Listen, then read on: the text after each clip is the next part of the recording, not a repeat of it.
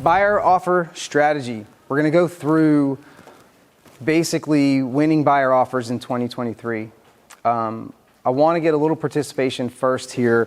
I've broken this down into a few sessions to kind of cover basically from start to finish when you have a buyer who's prepared to write an offer on a property and you are ready to start moving forward with the next steps. We're going to talk about this, and I'm going to line out, and I've got some pretty detailed slides as I put this together. It's probably more detailed out than I thought it was going to be, but it's actually building out a process, and a process that I've done personally. I've trained on it. I know Jeremy's done this over and over, whether it's been first thing in the morning, putting things together, late at night, you're communicating with people. It really helps set the stage on how you're going to be able to work with your buyers and listing agents. So I want to find out first. I broke this down: sellers' needs and expectations, buyers' needs and expectations.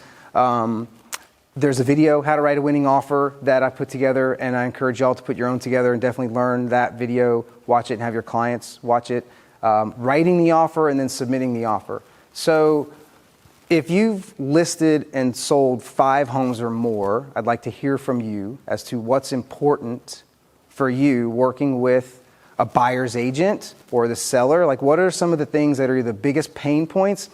And I've got several things to get into today, so I just want to make sure I'm going to cover what's most important, kind of front of mind for y'all that are doing this on the day-to-day. So listing agents, what are some of the things that you are critical for you that you want to see demonstrated by a buyer's agent for you when you're getting an offer or communication? Knowing that the buyer's agent is flexible, that knowing that there's a good enough buyer's agent to set the right expectations with the buyer. That's a very challenging part of the job, is making sure the other agent is good enough. Clean line of communication with the lender. It's going to be responsive, prompt, in a timely manner, things like that. Show professionalism, probably at the same level of professionalism that you want the buyer's agent to have, ideally, right? Who else? Anybody else on the listing side? What's most important to you? Does that cover it? Okay. Buyer side. Buyer's needs, expectations. So part of this presentation and training, there's going to be some things that are a little assumptive, meaning that if you have a buyer and you're about to write an offer, how prepared is that buyer to write an offer? Do they understand what the contract is? And that's why I put on there the video, How to Write an Offer to Win.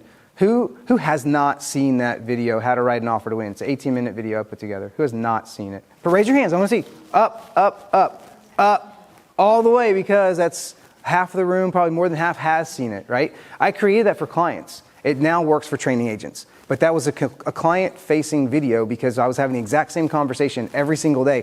One client would send, Jeremy knows, client would send us a 10 to 12 homes on a Thursday or Friday, and there were more coming on the weekends, and by Sunday we had to submit offers on as many as we could because they needed to move into town, and they had a certain amount of money in a very competitive market, and we had to educate them, hey, here's what we're going to do every single night. So then we had to set templates in place and text templates in place and email templates in place to communicate on a mass level to agents. So there's very specific things that we did. So today we're going to get very granular on some of these things because it lends very well into a clean line of communication. You're going to be easy to work with, and it's repeatable for you, and it's easy to be efficient to do because we were doing 30 transactions or so in a year. So these things work. So buyer's needs, what are some things that are important for y'all? Confirmation of receiving the offer and maybe even a timely response coming back. A buyer expects a timely response from the listing agent. Okay. Basically, this is communication with the listing agent so you can set some expectations with the buyers, right?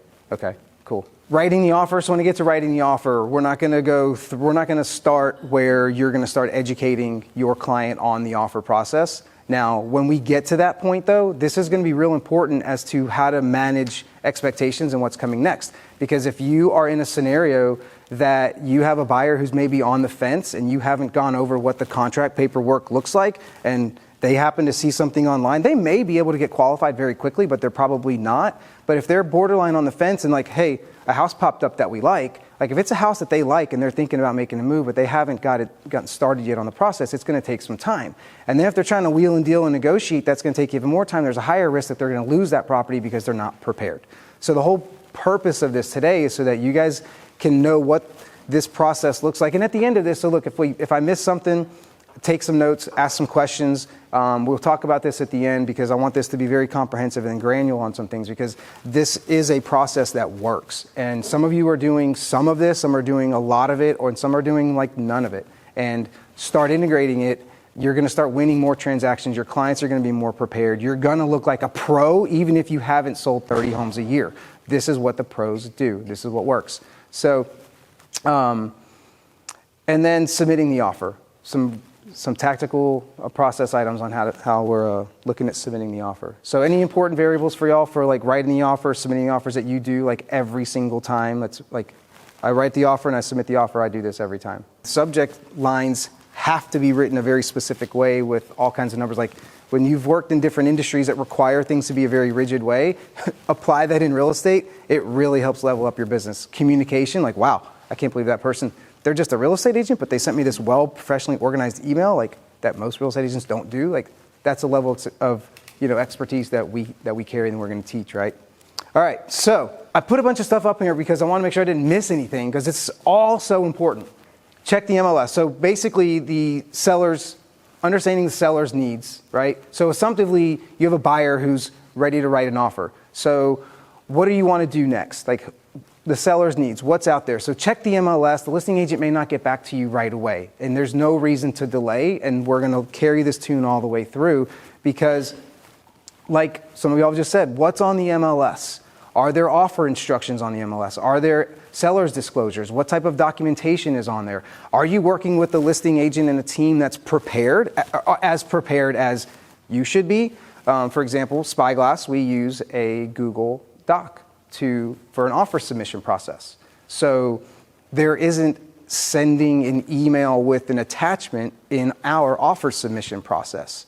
It's going to be helpful. You want to send an email when that's sent across and a text message, but this is filling out a Google sheet and it's in a spreadsheet and everything. So when you know how our process works on the listing side, you can show this. And when you see this on the other side, follow the instructions.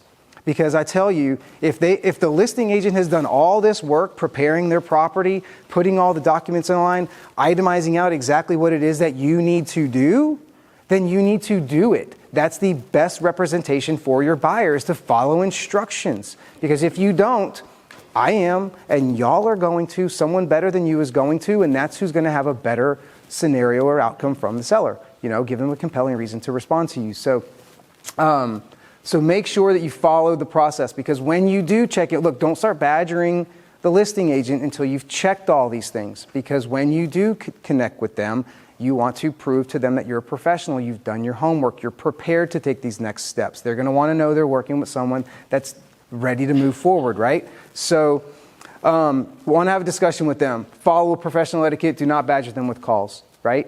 Yes, call them. If you call them if you call them twice in a day and they don't answer, send them a text. Send them exactly what they need to know via text.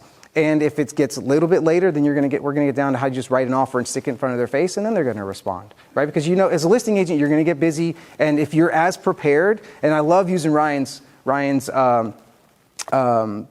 his saying on this is that as a listing agent, the buyer's agent needs to connect with me and talk to me more than I need to talk to that buyer's agent. 90% of the time, I'm going to get a call from a buyer's agent and they haven't read the instructions and all that shit, all that stuff I just talked to you on the first of this slide. They haven't done that yet. I'm wasting my time on the call with them because they haven't even looked at that stuff on the MLS yet. And they're about to ask me questions that I know are answered if they just would have looked, right? Now, that's not on all of them, but this is to prepare you because you want to make sure you're setting a professional example when you first communicate with them. So it opens up that line of communication, even like a video text. So, and the questions, verify with them. Let them know that you see the offer instructions. Okay, hey, I see this is what's going to happen. Great, I see that I'm going to follow instructions. And then, are there other offers? I think this is one of the most powerful questions to find out the answer to, because it helps set the timeline, the pace in which you have to move forward next to send over the offer and set those expectations with your buyer. This is assuming you actually have the listing agent get a hold of you. But let's assume for a minute you never get feedback from the listing agent and you need to get an offer going. Maybe all they sent you is there are multiple offers. They're out of town. They're out of the country. Maybe it's set up behind listings at somethingcompany.com and there isn't an actual person there to talk to, and you're going all weekend trying to figure out how do I get some information back and forth. It's your job to keep things moving forward. You cannot wait on another agent to prevent you moving forward, writing an offer and securing the asset for your client or doing your due diligence once you get under contract. They're going to respond once you get an offer written, once you get paperwork written, right? So some of the questions. I love asking this. First of all, can you tell me if you have any other offers on the table, right? And then, or are there any other agents following up with you a whole bunch or promising an offer, right? Because if you have a buyer who, it may take an hour or two, it may take 24 hours for them to send over a signed contract to you. Another agent may have been having this conversation yesterday with that agent and promising an offer, and they may not tell you that, right? Like, hey, so edging this information. It's not that you're going to get and then what I put on here, the goal of your questions is not to get the direct answer to your question. Yes, that would be great if we got the answer to our question every single time, but it's to uncover additional information that you can use to help your scenario, right? So some of these are designed to just prompt some information, like other than price, what's most important for the sellers here? Other than price, let's just forget about price for a minute. Because if they have multiple offers, okay, well, we're going to assume price, bring me list price or higher is pretty easy to say with multiple offers, right? But now, hey, are we in a scenario where we have to be at your list price? Or is there a little wiggle room if we send over a really good offer, right? If you've asked them that there's no promise of any other offers, if you have a client that wants to get a deal $10,000 less, $20,000 less, $50,000, the quicker you can get that offer over and start negotiating, the better. If someone's going to get a deal, it needs to be your client, not the person who's been talking to them the day beforehand who may send over that offer for $50,000 less. So using this, and this works out well even as like text templates. If you have, let's say you've got 2 or 3 properties that your client is interested in, wanting to write offers, different price points, and you're trying to figure out like, well, maybe they're maxed out at 440 and they do see a 450 or 460 house. Use that message. Maybe they see a $400,000 house and they're qualified for 450. Hey, my client's maxed out at like 390 or $10,000 less than their list price. Is it worth our time for us to go ahead and draft this offer over and send it to you? Like, see what they say. They might tell you, look, what do I want to hear from them is like, no, absolutely, you have to be over full price. Like, we don't want anything. If they tell you something like that, great. That helps you understand what you can tell your client. Like, they told me, we got to be list price or higher, like very firm. We can send over a lower offer, but let's get it done quick. If we're going to send over a low offer, we can't do it in 2 days. We need to do it now. We need to start working on this now, right? So there's some other questions. If y'all have other questions that you ask on the phone or even via text, and in the text, when you say these things, just like who mentioned in the email about having detailed subject line, in the text message, hey, the agent's name, first name, last name, make sure you put the address in that text message as well, because then you can go to your text messages and you can search exactly who the agent is or the street number or the street name. Because if you're doing this repetitively, you're going to forget. And you're like, oh, who was that? I reached out to 4 agents to kind of test out which one my client's going to have a better scenario in winning, because I may have to write 3 offers on 3 properties. That's probably going to be the one, because y'all know if you've ever written an offer, you know if you're writing an offer that's going to win, and you know if you're writing an offer that's going to lose, right? So this brings some confidence. Like, look, all right, I know we're going to lose because of the price. At least everything else is going to be stellar about the offer. So doing these things, you really want to make them feel and know that you are going to be the easiest people to work with, right? So by doing your research up front, doing your homework up front, being prepared when you do connect with the agent, not badgering them, and even if you send them, like you call them once or twice, you may not get a hold of them, send them a text message like John says, hey, I called you a couple times today, I'm working on an offer, got some things I want to check out with you. Here's a message. Don't say, give me a call back and let's chat about it. Leave a detailed voicemail if you have to. Leave a text message and an email. Say the exact same thing in all platforms so they know exactly what they need to deliver to you to help you move forward, right? This doesn't have to be a 2-way communication. You know how to write an offer. You know what it's going to take, so now let's plug everything in. Some core value moments: take action, be smart, do the right thing. Like really plugging in. Because y'all know, agents, some of y'all are guilty of this, and tomorrow some of y'all are going to be on the receiving end of this. And I truly feel like one of the hardest parts about this business is making sure that the agent on the other side of the transaction is doing the right thing, is smart enough, and helping convince their client that what the best thing is probably for y'all, right? But that's the thing, is like making sure that they're doing the right thing in the best way possible to get their client along. So next is going to be understanding buyer needs. But this is also the assumptive part of this presentation, is that by the time you get to this part and you have shown homes and they're ready to write an offer, how are you going to win that offer is managing the expectations of that option period and having them understand prior to this what the option fee and option period is, right? So that when you go and talk to them about these terms, it's not going to be unmanageable. Hey, you remember the option period? We talked about how, a couple $100 for, 7 days or so. We're in a competitive scenario, so we're probably going to do a couple $1,000s for that 7 days, right? It makes that conversation a whole lot easier. So attending the huddles, like look, Ryan said, read the room. Like, what room are you going to read? I'm going to tell you what room you're going to read.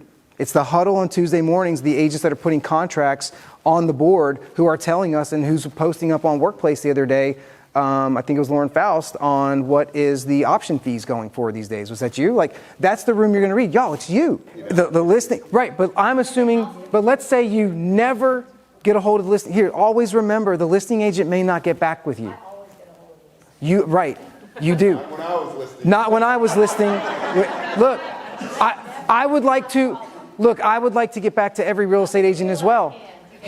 Here's the thing, the better prepared I was as a listing agent, the better prepared the listing agents are, the fewer phone calls they're going to return. Because the more my phone rings when I have a listing, the more agents I know aren't paying attention. Because they didn't send me a text, they didn't send me an email, and I don't have any paperwork. I teed everything up that all they need to do is send me an offer. So yes, I want to get back to them, but if I'm getting all these calls like, look, y'all, I listed this house and did my job 100%. It's not my job to get back to you every single time you have a question that I've already answered. It's not my job. I already represented my sellers to the best of my ability, and I have agents that aren't calling me who sent me an offer. Exactly what I told them to do, and you're going to call me 10 times. Look, I don't have time to talk to you 10 times. Send me a detailed message as to what you need. I'll get back with you. Send me an offer with some details as to what you need. I will get back to you faster. Right? Like, look, the better prepared the better prepared the other person is, the better prepared you need to be. Right? And expect that. Let them know this company is all set up that we're going to receive feedback or a response by 10 o'clock on Monday. I'm not going to get all the regular information that I yearn and dearly to get. I'm not going to get it. So what am I going to do next is everything else in a very professional, stellar manner so that they will get back with. So Monday, you're the one that's going to be most compelling for them to want to reply to. Right? It's like, this is the thing. Like, I'm always in the back of my mind assuming I'm never going to hear from the listing agent. Because that's the most fearful thing. But it doesn't matter. You're still going to do every single thing exactly the same and guide your client exactly the same way, just managing expectations a little bit differently. Managing the communication because, hey, guess what? They're sheltered behind a thread of email, so like we're probably going to have delayed responses on everything moving forward from this particular home. So I have submitting the offer, and this is in there next, and then maybe not even drafting the offer. But understanding needs, like you're exactly right, because if you're trying to teach the buyer how to write a contract in the moment they're trying to sign a contract that they're trying to win a house, you're going to lose the battle. They're going to be confused, they're going to be stressed out, it's going to be anxiety provoking, it's going to be a bad experience for them. So that's why all these things are so important. Like yes, the information that you have, I know that y'all are going to be able to work with information. If you get feedback from the listing agents, I'm not here today to talk about how to use that information. It's if you don't, and like, what are you going to do to set your client up to win, right? So, is there a lender on board? Financed? Is it cashed? Do they have everything in order? Are they pre-qualified or are they pre-approved? Does the lender still need time for additional financing approval days, right?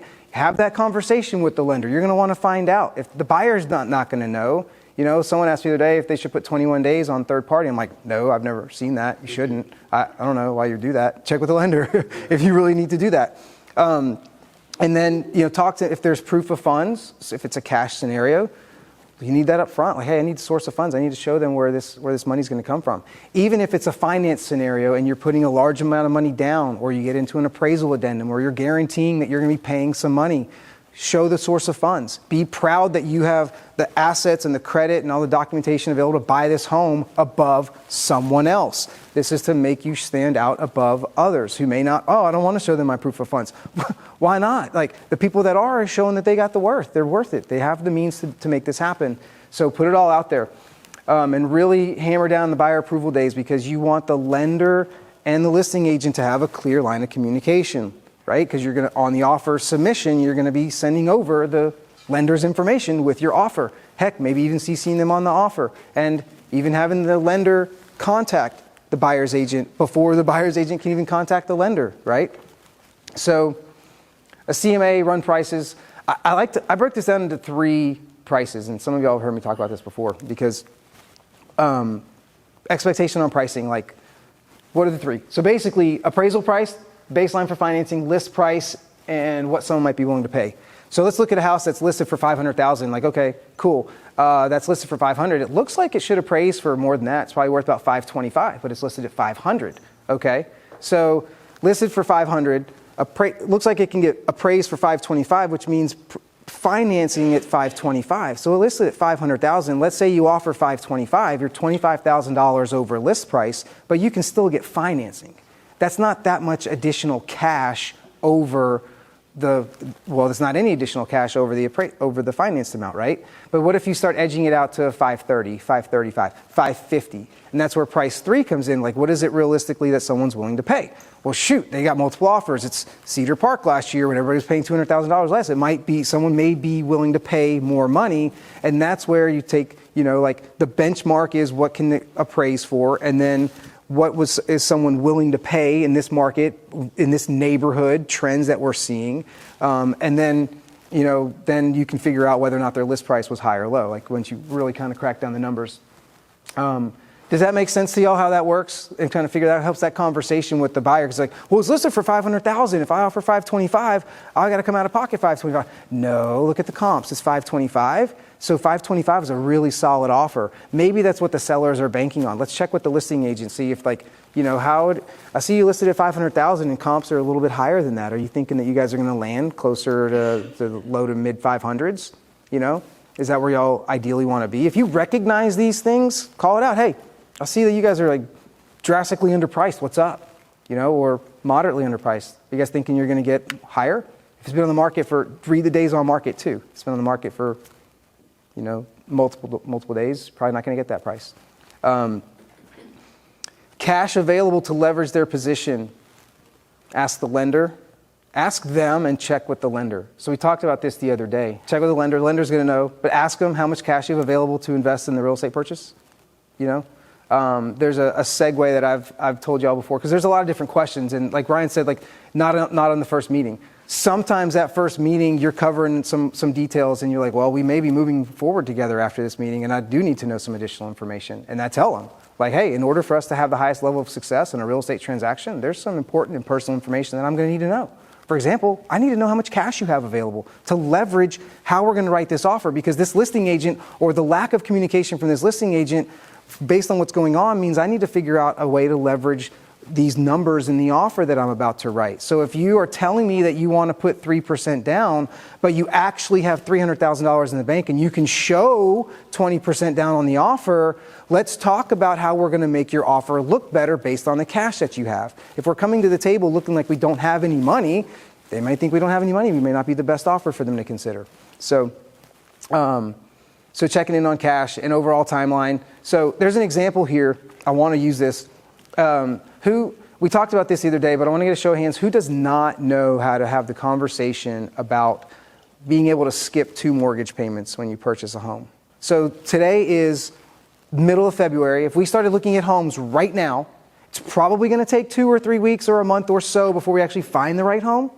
But let's say in 2 weeks' time, the beginning of March, we go under contract. If our closing date is the first couple days of April, we're not going to be paying April's mortgage payment. It's factored into closing. And we're not going to be making the next full month's mortgage payment of May either. So your first mortgage payment is in June. So if you're thinking about moving in, during the summer, June or July, it sure makes sense to start looking at homes right now. And the lender on board in managing this timeline is the most important thing, because the lender's the one that's got to control, make sure they close on time. Y'all have to manage the transaction there, but hitting that closing date early enough in the month so that they can do this. I refinanced a couple years ago and it was great. Skipped $5,000, did 2 mortgage payments right before Christmas, was fantastic. So this is the thing, people are like, this is a fear that clients have, or that helps keep them on the fence, is push them over. Like, let's have the conversation about how you can skip a couple mortgage payments, because there's people we're talking to now or looking online or connected with that want to move at some point, and this has helped move them get them moving now. Because you all know it's that you don't just go find the house in the first weekend either. It could take a few months to find the right house. So this is a way to get, look, this is a several month timeline. It's perfect. This is also why, you know, a buyer, someone you talk to, if they're thinking about buying a home, if you can uncover that they'd like to buy a home in the next year, that's a buyer. That is a red hot buyer, because you can put a plan together with your lender, with your process to show them how to buy a home in the next year and make it affordable. They can work on their finances over the next year. What questions does the buyer have that you don't have the answers to? Those burning questions that you want to get from the listing agent that you're just not going to get. You know, like put those in the offer email. Right? There's something that's going to come up. Like you can't keep hitting up the agent 10 different times while you're putting the offer together. Like I need to know this, I need to know that, I need to know that. Like that's why they're like, send me some paperwork, we'll figure it out after that. Because like I got someone else is doing that, but even less. So itemize that out, send it over in a text message. You know, you're going to send it over in a video text as well when you're done. Still have these other questions for y'all that we can check out during our option period. And then what is preventing you from drafting the offer? Like if you've got someone that wants to write an offer on a house, like what's truly preventing you from drafting the offer and like getting it over there? Is the buyer not educated? Is it going to take more time? Because also know that this is where if the buyer wants a deal, but they don't know what's involved with all the terms of the contract, and it's going to take you a day to schedule with the buyer. So here's a question for you. I'm curious to see how many of y'all, you write up the contract, you send it over, and then you schedule to review it with the customer when they sign it. Show me, raise your hand if you review upon contracting. I want to see 1, 2, 3, 4, 5, 6. I feel it's easier doing the legwork up front. You have a buyer consultation, you're teaching them what's going on, there's a video, because this is a repetitive process that you're going to get into every single time. You've done the research, your due diligence, the client's educated. What's next? Paperwork. This is business. We're getting moving forward. I'm following orders, basically, and that's what this is. So now submitting the offer. So I wrote this process out because this is what we were doing every single time. Create the contract template. So create your contract templates in advance in Transaction Desk.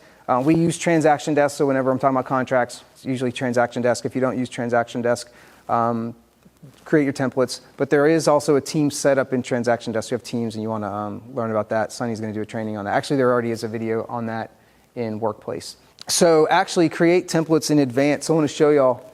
This is what my transaction templates look like. Buyer cash HOA, buyer cash no HOA, buyer financing HOA, no HOA. And actually when you create the templates, you can type in the box, like the details of the template. So that's where I typed in the details of the boxes I filled in automatically, like $300 for 10-day option period, $550 home warranty, $300 for 10-day.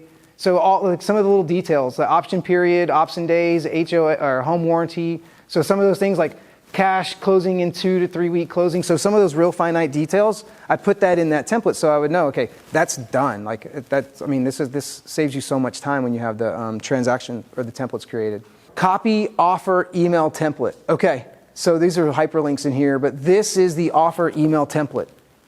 This is in Followup Boss as an email template called Offer Email Template. You can also search in Workplace, but basically it says about maximizing the seller's net. Read through this, understand what it says. There's a couple things you might want to change, but this is a bullet point list as to how you want to submit your offers.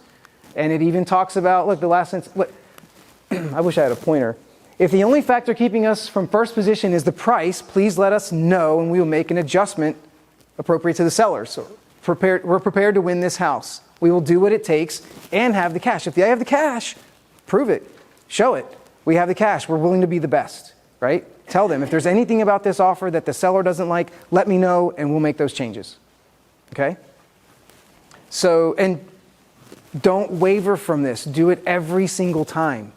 We're learning numbers on our wins. Like for an example would be on our Zillow Flex contracts is that we're winning 60% of them, and when we follow these processes, we're going to have a higher win rate with our offers. And at least, and look, guys, this isn't always about winning the offer and getting it accepted.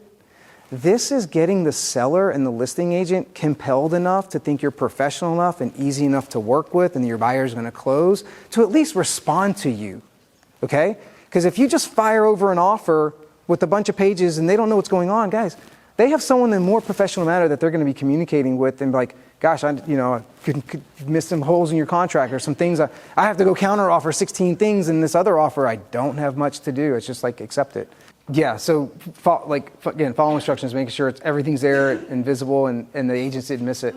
So that email template, so check this out. Okay, I'm going to get pretty granular here for a minute, and this just helps set yourself up so that like if you have to schedule time with your client to review the offer and everything, that's a different story because you're scheduling some additional time there. But this is to get you set up, and even if you do, you're going to have everything ready to go, push of a button, fire that offer over. Because look, I'm writing an offer right now, but in 5 minutes I might be busy, and then for 3 hours I'm busy, but I need to get that offer and something moving, and maybe I need to get someone else to submit that for me. So having that offer, so basically you're going to take that offer email template, you're going to draft a new email in your email to the listing agent, and you're going to paste that offer email in there right now. When you're drafting up your offer, you're going to draft that listing agent email as well. You're going to make those changes to that email template to the listing agent so it's ready to go. So if you're on the move, or maybe you have to forward that email template over. I did this to Jeremy all the time. Like, man, here's the email template ready to go. Just attach the documents whenever we get them, right? And just forward him the AuthentiSign or the DocuSign. So make those adjustments in that email. Then copy that new offer email that you just created. And whenever you're in your AuthentiSign or your signing program, and right before you send that email out to your clients, click on this button to customize the invitations, the email from your AuthentiSign, and paste that email template into there. That way you're sending through the e-sign program the bullet points of what the offer is. Now, when you just paste it in there, it's not formatted very well, but the little dots are on there, and if you wanted to get a little OCD and format it down, you can. But at a minimum, you're sending over the buyer everything is congruent. Everybody's receiving the same information. It's all congruent across the way. You're not missing a beat, and it's teed up, ready to go. So you're pasting that into the signing program for the client to see. So you're going to email your client the offer documents to e-sign.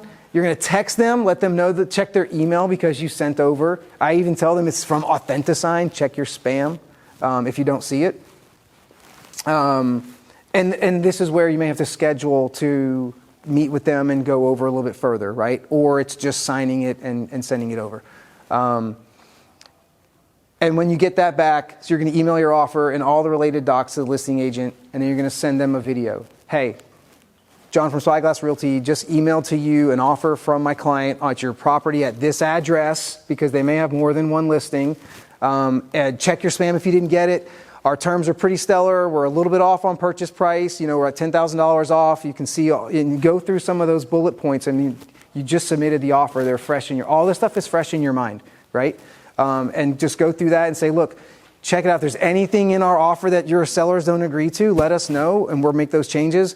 My clients love this house. They love the neighborhood. We're excited to be living in this home in 35 days. Let them feel like they're really going to be the best ones to work with, and you're going to close.